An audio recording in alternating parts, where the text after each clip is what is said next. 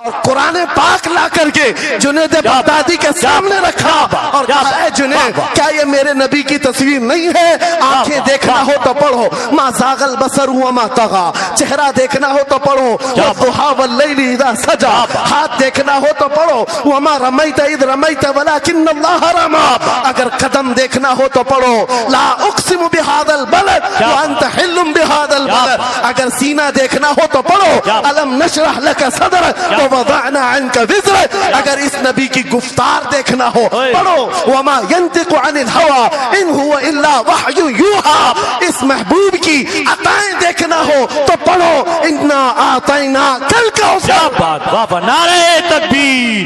اگر پڑھنا ہے تو کنز الایمان سے پڑھا کرو، جہاں بریلی کا امام یہ بھی بتائے گا قرآن پڑھنے والا اپنے نبی کو یہ نہیں کہے گا میرا نبی میرے جیسا تھا یا اس کا علم ایسا تھا ویسا تھا، بلکہ بریلی کا امام بتائے گا قرآن پڑھنے والا اپنے نبی کو یوں کہے گا سرور کہوں کہ مالک و مولا کہوں تجھے، باغ خلیل کا گل صحبہ کہوں تجھے، تیرے تو وصف عیب تناہی سے ہیں بری، حیران ہوں میرے شاہ میں کیا کیا کہوں تجھے، لیکن رضا نے ختم سخن اس پہ کر دیا خالق کا بندہ خلق کا آقا کہوں تجھے۔ ہمارا شیوا ہے پوری دنیا میں کہ صرف اور صرف رسول پاک کی غلام قوم ایسی ہے جو ایک منٹ میں پورا سناٹا طاری کر سکتی ہے۔ کسی نے ایک صاحب سے پوچھا تھا ویل ٹرینڈ فوج جو ہوتی ہے چاہے وہ امریکہ کی ہو کہ رشیا کی ہو کہ جاپان کی ہو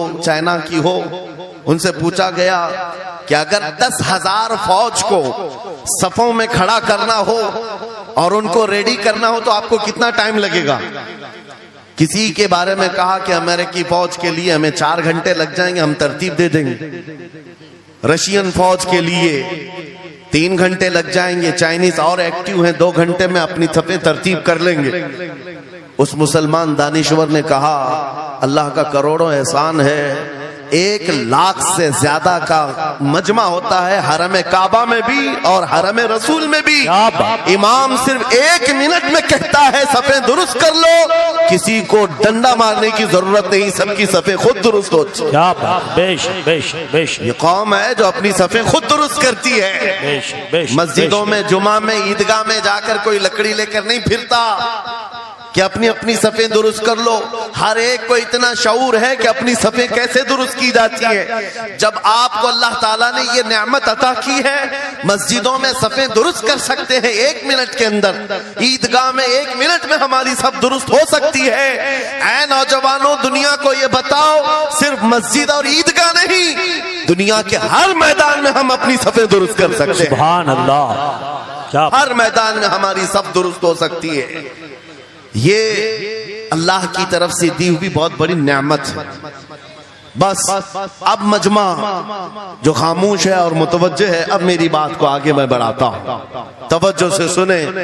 قرآنی علوم کے متعلق آپ کے سامنے چند باتیں رکھوں گا، اس لیے کہ مجھے کہا گیا بڑا پڑھا لکھا مجمع ہے اور مسلمان کے لیے پڑھا لکھا ہونا بہت لازم ہے، اس لیے کہ جہالت اسلام کا اپوزٹ ہے، جہالت اسلام کا اپوزٹ ہے۔ آپ کو ایک بات میں بتاؤں، جب بھی کہا جاتا ہے دور اسلام یعنی حضور صلی اللہ علیہ وسلم کی آمد کے بعد کے حالات کو دور اسلام کہتے ہیں، اس سے پہلے والے زمانے کو دور جہالت کہتے ہیں، جبکہ اسلام کا اپوزٹ تو کفر ہونا چاہیے، کفر ہونا چاہیے۔ یہ دور اسلام ہے اور اس سے پہلے دور کفر تھا، نہیں دور اسلام سے پہلے والے دور کو دور جہالت کہتے ہیں، اس لیے کہ بتانا ہے اسلام اور جہالت 2 اپوزٹ چیزیں ہیں، 2 اپوزٹ چیزیں ہیں، جاہل ہو اور مسلمان ہو اسے زیب نہیں دیتا۔ جس قوم پر آنے والی کتاب ہدایت کا پہلا لفظ اقرا سے شروع ہوتا ہے، اقرا بسم ربک الذی خلق، قرآن کا پہلا لفظ جو آیا ہے وہ کس نام سے آیا؟ پڑھو اپنے رب کے نام سے، پڑھو اپنے رب کے نام سے، اور علم نہیں ہے تو کچھ نہیں ہے تمہارے پاس۔ امام غزالی تو فرماتے الناس کلہم موتا الا العلماء، یہ سارے انسان مردہ ہیں، زندہ اگر کوئی ہے تو علم والا ہے، علم والا زندہ ہے۔ اور جہالت کی تاریکیوں میں بھٹکنے والے کی مثال ایسی ہی ہے جیسے اندھیری کوٹھری میں بیٹھا ہوا ہے، کہیں روشنی کا آنے کا انتظام نہیں، اس کے سامنے حلوہ رکھو کہ گوبر رکھو، دونوں برابر ہے۔ جاہل آدمی کے لیے ایسا ہی ہے، کبھی اس کا ہاتھ اس میں پڑے گا، کبھی اس کا ہاتھ اس میں پڑے گا۔ جب نظر نہیں آ رہا ہے تو حلوہ کو گوبر سمجھ کر کھا لے گا، اور کبھی گوبر کو حلوہ سمجھ کے کھا لے گا، غلاظت اس کے لیے برابر ہو جائے گی۔ لیکن علم کو کہا گیا العلم نور، علم روشنی ہے۔ جس کے پاس علم آتا ہے وہ تمیز سیکھ جاتا ہے، اس کے پاس اخلاق آ جاتے ہیں، وہ حلال و حرام کے فرق کو سمجھنے لگتا ہے، برے اور اچھے کے درمیان فرق معلوم ہونے لگتا ہے۔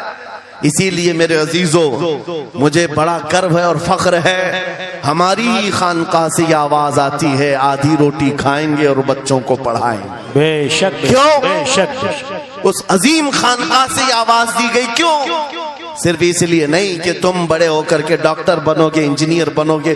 لوگوں کی نظر میں اب بات یہی رہ گئی، پڑھا اس لیے جاتا ہے کہ ڈاکٹر بننا، انجینئر بننا ہے اور کمانا ہے، بہت کمانا ہے۔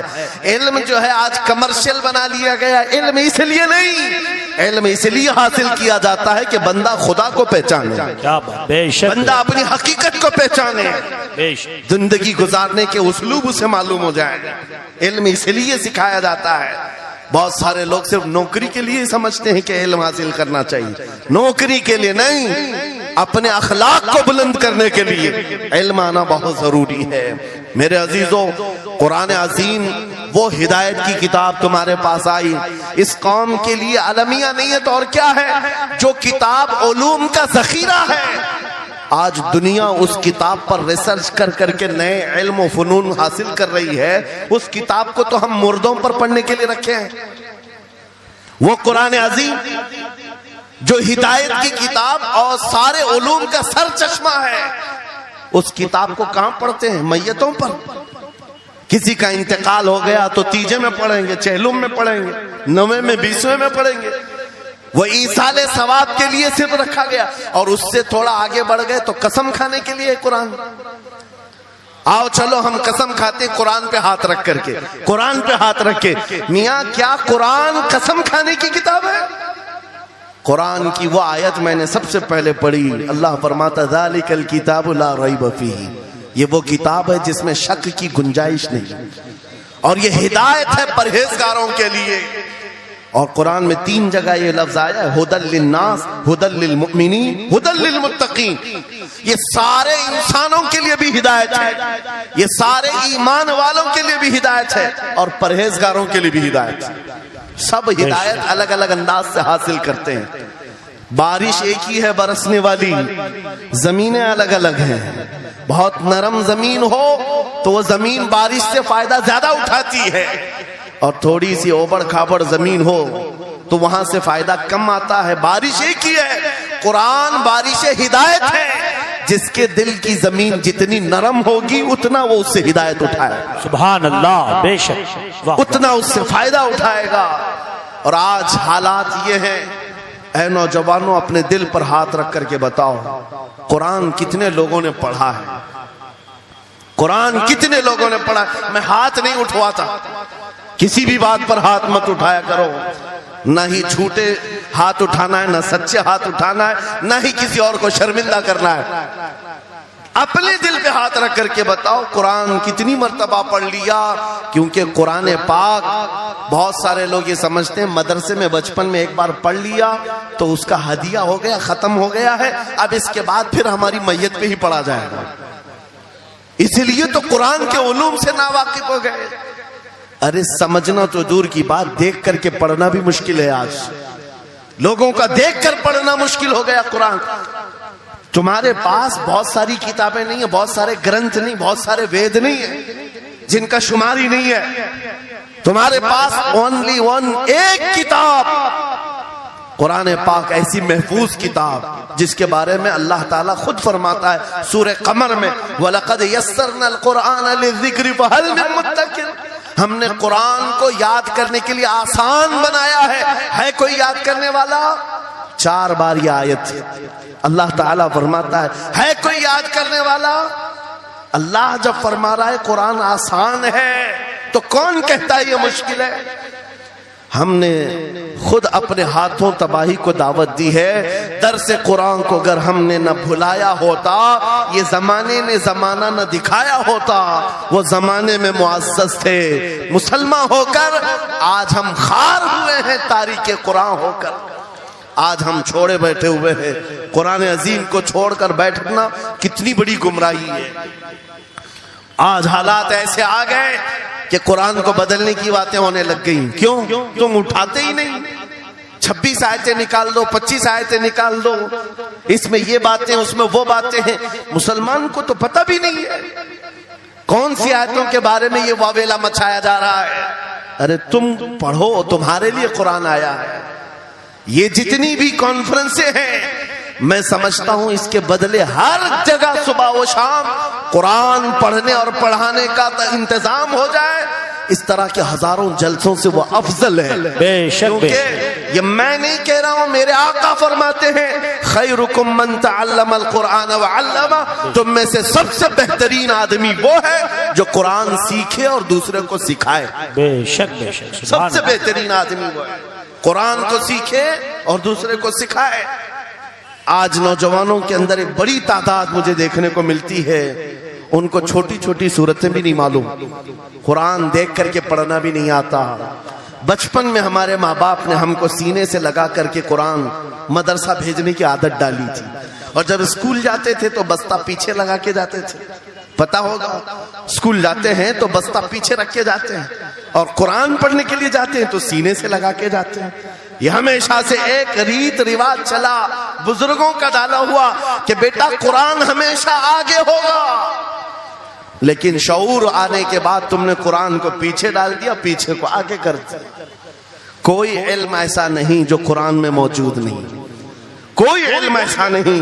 وَلَا رَطْبٍ وَلَا يَابِسٍ إِلَّا فِي كِتَابٍ مُبِينٍ، میرا مولا فرماتا ہے کوئی خشکی اور تری کی بات ایسی نہیں جو ہم نے قرآن میں نہ بیان کی۔ وَنَزَّلْنَا عَلَيْكَ الْقُرْآنَ تِبْيَانًا لِكُلِّ شَيْءٍ، رب فرماتا ہے ہم نے قرآن میں ہر چیز کا واضح بیان اتارا ہے تم پر۔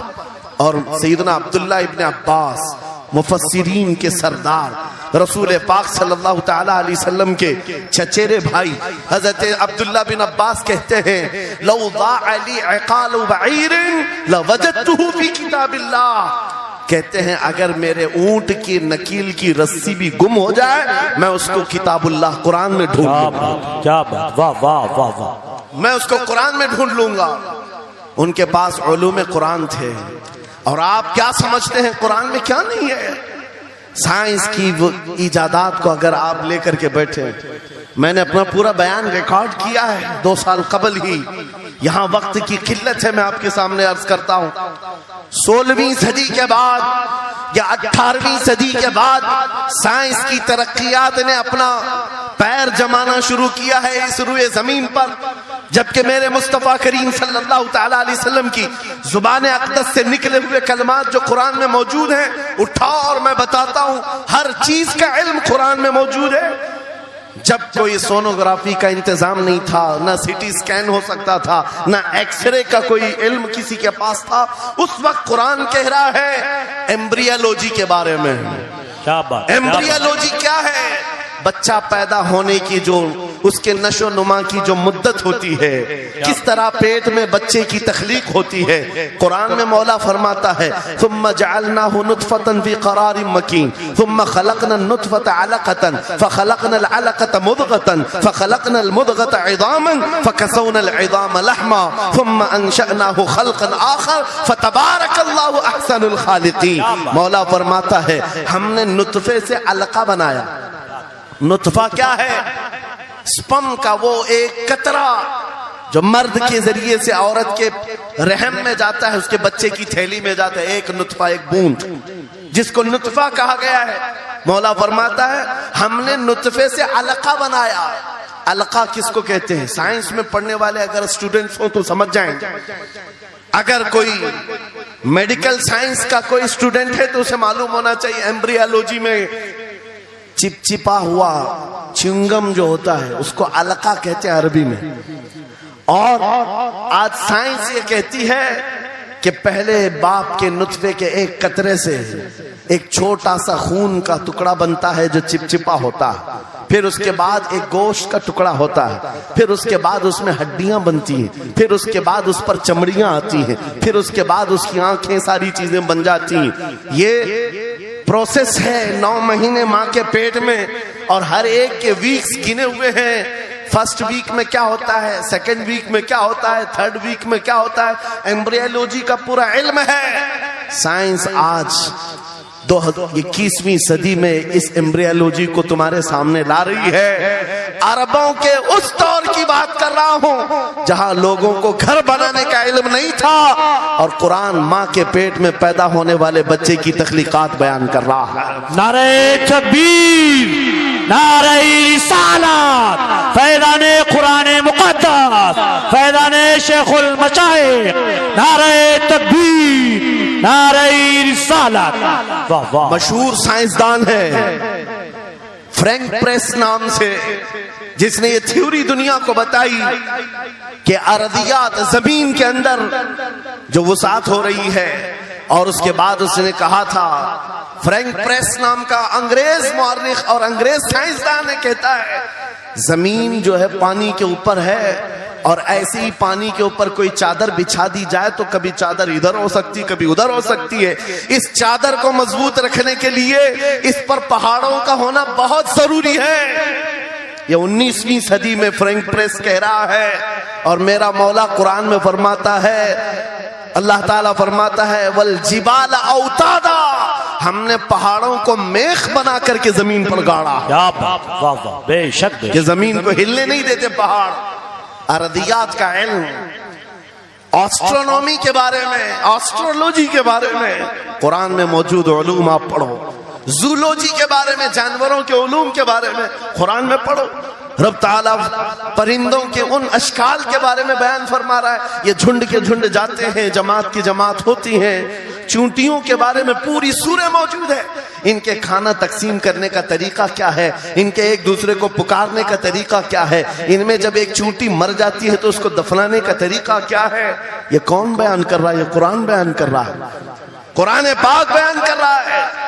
جب ترقیات اس قدر آگے آ گئی کہ مشینوں کے سہارے سے آج ذرے کو دیکھا جاتا ہے، پرکھا جاتا ہے، اور پھر دنیا کو بتایا جاتا ہے یہ ہماری تحقیق ہے، اور قرآن اس زمانے میں بیان کر رہا ہے۔ میرے عزیزو، ایک بات بتاتا ہوں، 18ویں پارے میں سورہ نور میں ایک آیت آئی ہے، اس آیت کے بارے میں بتاتا ہوں بعد میں، لیکن 18ویں صدی میں ایک سائنسدان جو امریکہ کی سفر پر تھا، اس نے اٹلانٹک اوشین میں ایک جگہ ایسی دیکھی جہاں پر اتنا اندھیرا ہے کہ ہاتھ نکالو تو بھی نظر نہیں آئے، سورج کی روشنی بھی نہیں پڑتی۔ واپس آ کر کے اس نے کہا میں نے ایک ایسی جگہ دریافت کی ہے جہاں سورج کی روشنی ہی نہیں پڑتی اور اپنی آنکھوں کو کچھ نظر نہیں آتا۔ اگر ہاتھ نکال کر کے دیکھو، سمندر کے بیچوں بیچ اٹلانٹک اوشین، یہ کوئی تالاب کا نام نہیں ہے، یہ لمبا سفر طے کر کے کوئی ایک جگہ کو ڈھونڈ لیا ایک سائنسدان، اور آ کر کے دنیا کو بتا رہا ہے میں نے ایک ایسی جگہ معلوم کی جہاں پر خوب اندھیرا ہوتا ہے، ہاتھ بھی نظر نہیں آتا۔ جب وہ آ کر کے بتاتا ہے، ایک عالم ربانی نے قرآن کی آیت پڑھی، مولا قرآن میں فرماتا ہے اذا اخرج یدہ لم یکد یراہا ومن لم یجعل اللہ لہ نورا فما لہ من نور۔ قرآن میں اللہ فرماتا ظلمات بعضها فوق بعض، ایک جگہ ہم نے ایسی بنائی ہے جہاں اندھیریوں پر اندھیریاں ہیں، جہاں ہاتھ بھی نکالو گے تو ہاتھ نظر نہیں آئے گا۔ قرآن میں 1400 سال پہلے یہ جب بات آئی، اس سائنسدان کو بتایا گیا، یہ تو اللہ نے قرآن میں بیان کیا ہے۔ اب اور تعجب کی بات کیا ہے سنو، وہ آیا سائنٹسٹ، کہا یہ کس کی بیان کی ہوئی کتاب ہے؟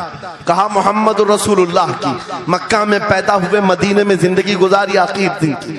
اس نے کہا میں ان کے بارے میں جاننا چاہتا ہوں، ہو سکتا ہے وہ سمندروں کے بہت بڑے ماہر تھے، وہ سمندری علوم کے بارے میں بہت کچھ جانتے تھے، انہوں نے زندگی کا بہت سارا حصہ سمندروں کے سفر میں گزارا ہوگا، اس زمانے میں ان کو اٹلانٹک اوشین میں موجود یہ اندھیرا کیسے پتا چلا؟ تعجب کی بات ہے، حیرت کی بات ہے۔ جب اس سائنسدان سے کہا گیا اے عزیز، حقیقی بات تو یہ ہے کہ پوری 63 سالہ زندگی میں میرے آقا ایک بار بھی سمندر کے پاس نہیں گئے، ایک بار بھی اتفاق نہیں ہوا. تب وہ کہتا ہے جو بندہ کبھی سمندر کے سفر پر گیا ہی نہیں اور وہ اٹلانٹک اوشین میں موجود اندھیریوں کی بات کرتا ہے تو پھر یہ اپنے پیٹ سے نہیں، یہ اللہ کی بات کر رہا ہے. کیا بات، بے شک بے یہ شک خالق سمندر کی بات کر رہا ہے بے شک. جس نے وہ اندھیریاں پیدا کی. میرے عزیزو، آپ سے میرا خطاب اس لیے ہے کہ جو ذخیرے اللہ تعالیٰ نے ہماری کتاب مقدس میں رکھے ہیں اس کو حل کرتے کرتے لوگوں کے بال سفید ہو گئے، اور تم تو اخلاق سیکھنے کے لیے ایسے لوگوں کے پاس جاتے ہو جن کو پیشاب کرنے کا طریقہ نہیں معلوم. کیا بات، بے شک. قرآن کے علوم کیا کم ہیں تمہارے پاس؟ اب میں آتا ہوں، یہ تو سائنسی باتیں ہو گئی. میتھمیٹکس تو پورا قرآن میں اتنا ہے، بیان کرتے کرتے میں صبح کر ڈالوں. قرآن پاک کے عددی اعجازات، قرآن پاک کے حساب، ریاضی، میتھمیٹکس کے فنڈے، بہت کچھ ہے. فزکس کے بارے میں ہے، جغرافی کے بارے میں ہے، الجبرا کے بارے میں ہے، سائنس کے بارے میں ہے. یہ تمام علوم تو ایک مثال کے طور پر میں آپ کے سامنے رکھ رہا ہوں. لیکن افسوس میں اس قوم سے بات کر رہا ہوں جس قوم نے قرآن کو چھونا بھی بند کر دیا ہے. جا کر کے دیکھیں، آج ہی جا کر کے دیکھیں گھروں کے اندر تمہارے ٹی وی، فریج اور واشنگ مشین تو دھول سے صاف ہوں گے، روزانہ صاف کرتے ہوں گے. قرآن کو ہفتے ہو گئے کبھی چھوا بھی نہیں. گرد جمی ہوئی، دھول لگی ہوئی ہے. قرآن کے ساتھ یہ ناانصافی بند کر دو، قرآن کے ساتھ یہ دوہرا معیار بند کرو. آپ کو پتا ہے قیامت کے دن میرے آقا فرماتے ہیں جو دو چیزیں جس کی حمایت میں آ گئی اس کو جنت میں جانے سے کوئی نہیں روکے گا، اور دو چیزیں جس کے خلاف کھڑی ہو گئیں پھر اس کو دوزخ میں جانے سے بھی کوئی نہیں روک سکتا. حضور سے پوچھا گیا وہ دو چیزیں کیا ہیں؟ حضور فرماتے ہیں جس کی حمایت میں رمضان اور قرآن کھڑے ہو گئے اس کا جنت میں جانا طے ہو جاتا. کیا بات، واہ واہ. اور جس کے خلاف کھڑے ہو گئے رمضان اور قرآن، حضور فرماتے ہیں پھر اس کا دوزخ میں جانا طے ہو جاتا. اللہ اکبر. اللہ کے رسول دانائے غیوب، کائنات کے سردار میرے آقا دعا کرتے ہیں اللہم اجعل القرآن حجتا لنا لا حجتا علینا. یہ میرے نبی کی دعا ہے. آپ توجہ کریں، حضور جب یہ دعا کر رہے ہیں اے اللہ قرآن کو قیامت کے دن میرا حمایتی بنا، میرے خلاف نہ بنا. کیا بات، واہ. صاحب قرآن خود کہہ رہے ہیں قیامت کے دن اس کو ہمارے خلاف نہ کھڑا کر، قرآن کو ہمارا حمایتی بنا. اے لوگوں، ہم کون سی زندگی گزار رہے ہیں آج؟ بہت دور ہم آ چکے، بہت دور ہم آ چکے. آج قرآن کی تعلیم کو بھی اتنا سستا سمجھا جاتا ہے، اتنا سستا کہ آپ کے پاس اگر بچے کے پاس ٹائم ہوا تو مدرسہ بھیجو، نہیں تو چھوڑو جائے.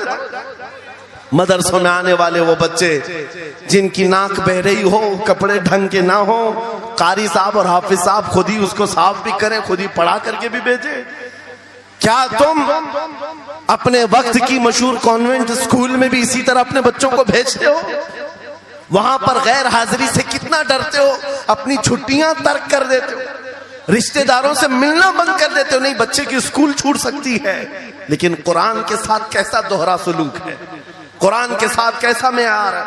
آپ کو میں بتاتا ہوں، امام ہمارے سراج الامہ امام اعظم ابو حنیفہ رضی اللہ تعالیٰ عنہ اپنے بیٹے کو جس قاری قرآن کے پاس پڑھنے کے لیے بھیجا کرتے تھے، قاری صاحب نے امام اعظم کے بچے کو پورا قرآن پڑھا دیا. ناظرہ قرآن کی بات کر رہا ہوں. جب پورا قرآن بچے نے پڑھ لیا تو امام اعظم ابو حنیفہ کو یہ مبارکبادی دی گئی کہ آپ کا بچہ پورا قرآن پڑھ چکا ہے حافظ صاحب کے پاس. تو امام اعظم بڑے تاجر تھے اپنے زمانے کے، انہوں نے کیا کیا، اس قاری صاحب کو 4 لاکھ درہم نذرانے میں بھیجا. سبحان اللہ. کتنا؟ 4 لاکھ درہم، چاندی کے سکے ہوتے تھے. امام اعظم ابو حنیفہ نے جیسے ہی قاری صاحب کے پاس جو قرآن پڑھائے تھے یہ نذرانہ بھیجا، ان کے پاس یہ نذرانہ پہنچا. 4 لاکھ تو چھوڑو، آج کے زمانے میں 4000 بھی کسی کو دیتا نہیں. حافظ قرآن اگر کسی بچے کو پڑھایا ہے، اور میں مانگ بھی نہیں رہا ہوں قوم سے، امام اعظم کی بات بتا رہا ہوں. جب نذرانہ قاری صاحب کو پہنچا، انہوں نے دیکھا 4 لاکھ درہم میرے پاس آئے، اتنی بڑی رقم. بچے کو خالی قرآن ہی پڑھایا تھا. دوڑے دوڑے واپس امام اعظم ابو حنیفہ کے دولت کدے پر آ گئے. گھر پر آئے, کہا حضور آپ سے میں یہ پوچھنا چاہتا ہوں کہ غلطی سے تو یہ رقم میرے پاس نہیں آ گئی, یہ کس لیے دی گئی ہے؟ کہا کہ یہ تو آپ نے قرآن بچے کو پڑھایا, میں نے ہدیتاً بھیجا ہے. کہا حضور صرف ناظرہ قرآن ہی تو پڑھایا, اتنی بڑی رقم. امام اعظم ابو حنیفہ نے کہا قاری صاحب آج چلے جاؤ, اور اپنے بیٹے کو بلایا, ادھر آ بیٹا, کل سے اس حافظ کے پاس پڑھنے کے لیے تو ہرگز نہیں جائے گا, کل سے اس کے پاس تو علم حاصل کرنے نہیں جائے گا. بچے نے پوچھا حضور کیا ہو گیا؟ کہا جو بندہ میرے 4 لاکھ درہم کو قرآن سے بڑا سمجھتا ہے, میں اس کے پاس اپنے بیٹے کو نہیں پڑھا سکتا. میں نے تو قرآن کا ایک حرف کی قیمت نہیں ادا کی, اس نے قرآن کے اوپر میری رقم کو سمجھ لیا. آج ہم نے قرآن کو کہاں سمجھ لیا ہے؟ وہ امام اعظم ابو حنیفہ فرماتے ہیں جو قرآن سے زیادہ مال کو اہمیت دیتا ہے اس کے پاس بچوں کو پڑھاؤ بھی مت, نہ پڑھاؤ. عزیزان گرامی وقار, ہمارا یہ دوہرا سلوک, ہمارا یہ دوہرا معیار قرآن کے ساتھ جو ہماری ناانصافی ہے, ہمیں اخلاقی پستی میں لا کر کھڑا کر چکی ہے, اخلاقی پستی میں لا کر کھڑا کر چکی ہے. ارے ہم دیکھ رہے ہیں آئرہ غیرہ نتو کھیرہ ہمیں سکھانے آ رہا ہے, بڑھانے آ رہا ہے کہ تمہیں ڈیولپمنٹ کے بہت ساری چیزیں بتائی جاتی ہیں کہ تمہاری پرسنالٹی ڈیولپمنٹ کیا ہوتی ہے. علی گڑھ والے تو نوجوان بہت سارے جو اسٹوڈنٹس ہیں جانتے ہوں, بی اے کر لیا, ایم اے کر لیا, بی کام کر لیا, یا کچھ بھی کر لیا, ڈگری حاصل کر لیا. بڑی بڑی کمپنیاں آج پوچھتی ہیں کہ اس کے پاس پرسنالٹی ڈیولپمنٹ ہے یا نہیں. یہ کیا ہے پرسنالٹی ڈیولپمنٹ؟ کچھ بڑے بڑے شہروں کے نوجوان ہمارے پاس آئے تھے, کہا ہم کورس کر رہے ہیں. کہا میں نے پوچھا اس میں ہوتا کیا ہے؟ کہا اس میں سکھایا جاتا ہے بیٹھنا کیسا ہے, لوگوں سے ملنا کیسے ہے, کھانے کے لیے بیٹھے تو چمچ کہاں رکھنا ہے, برتن کہاں رکھنا ہے, لوگوں سے ہینڈ شیک کیسے کرنا ہے, یہ ساری چیزیں سکھائی جاتی ہیں. میں نوجوانوں سے پوچھا کہ اچھا کتنے مہینے کا؟ کہا کہیں 6 مہینے کا, کہیں سال بھر کا. کہا افسوس ہے اس قوم پر جس کا رسول آیا تھا یہ کہتے ہوئے بعثت لأتمم مکارم الاخلاق, میں سب سے بلند اخلاق سکھانے کے لیے دنیا میں آیا ہوں. اس رسول کی امت آج ایسے لوگوں کے پاس اخلاق سیکھنے جا رہی ہے جس کو حلال و حرام کی تمیز نہیں, جس کو کھڑے ہو کر پیشاب کرنے میں فخر لگتا ہو, اس کے پاس تو یہ اخلاق سیکھنے جا رہے ہیں, پرسنالٹی ڈیولپمنٹ سیکھنے جا رہے ہیں. آؤ میں تمہیں بتاتا ہوں قرآنی اخلاق کیا ہیں. مولا کریم نے اپنے حبیب کو جو بیان کیا ہے, سورہ لقمان اٹھاؤ, باپ اپنے بیٹے کو نصیحت کیا کیا کرتا ہے, اگر 3 آیتیں بھی پڑھ لو تمہاری زندگی سدھر جائے گی. لقمان حکیم اپنے بیٹے سے کہتے ہیں یا بنی اقم الصلاۃ وامر بالمعروف وانہ عن المنکر واصبر علی ما اصابک, اے بیٹا نماز پڑھا کر, برائیوں سے بچا کر, اچھائیوں کی بات کر, جو مصیبت آئے اس پر صبر کر. یہ صرف جملے نہیں ہیں, یہ جملے نہیں ہیں. لقمان حکیم نے اپنے بیٹے کو جو ڈرایا تھا, قرآن کہتا ہے یا بنی انہا ان تک مثقال حبۃ من خردل فتکن فی صخرۃ او فی السماء او فی الارض یأتی بها اللہ. آج ہر باپ کو چاہیے کہ یہ نصیحت اپنے بیٹے کو کرے. کیا بات, ہر باپ اپنے بچے کو یہ بات بتائے, سنو کیا لقمان کہتے ہیں, بیٹا برائی اگر تو نے کر لیا, یہ مت سمجھنا کہ میں رات کے اندھیرے میں چھپ کر لیا. آج تمہارے ہاتھ میں موبائل گناہوں کا اڈا بن کر کے آیا ہے. صرف ایک ٹچ سکرین پر ساری دنیا تمہارے سامنے ننگی ناچتی ہوئی نظر آتی ہے. کتنے نوجوانوں نے اپنے اخلاق کا قتل کر لیا ہے, ان کی آنکھیں حیا سے ناپاک ہو گئی ہیں. کتنے لوگوں نے اپنا نور ایمان بیچ دیا موبائل کی اسکرین پر چلنے والی ان بے حیا تصویروں پر. کتنے تو فریفتہ ہو گئے, کتنے جوانی برباد کر چکے. تم کیا سمجھتے ہو میرے عزیزو؟ ایک جوان نے مجھے بتایا تھا, رات کے وقت میں تنہا موبائل لے کر بیٹھا تھا, اچانک پردہ ہلا تو ڈر لگا, جلدی سے اسکرین آف کیا, بیٹھا. مجھے لگا ماں آئی ہوگی, باپ آیا ہو, کوئی آیا ہوگا, لیکن کوئی نہیں. پردہ ہلا, ایک بلی آئی تھی, اس سے بھی ڈر لگ گیا. میں نے کہا پردے کے ہلنے سے اتنا ڈر ہے کہ کوئی آ جائے, تیرا ایمان کہاں گیا؟ وہ مولا کہتا ہے یعلم خائنۃ الاعین وما تخفی الصدور. وہ رب تمہارے دلوں میں گزرنے والے حالات کو بھی دیکھ رہا ہے، بے شک تمہاری آنکھوں کی خیانت کو بھی وہ دیکھ رہا ہے۔ جب تمہارا یقین ہی ختم ہو گیا تو کیا کرو گے؟ اسی لیے عربی کا مشہور مقولہ ہے اذا لم تستحی فافعل ما شئت واصنع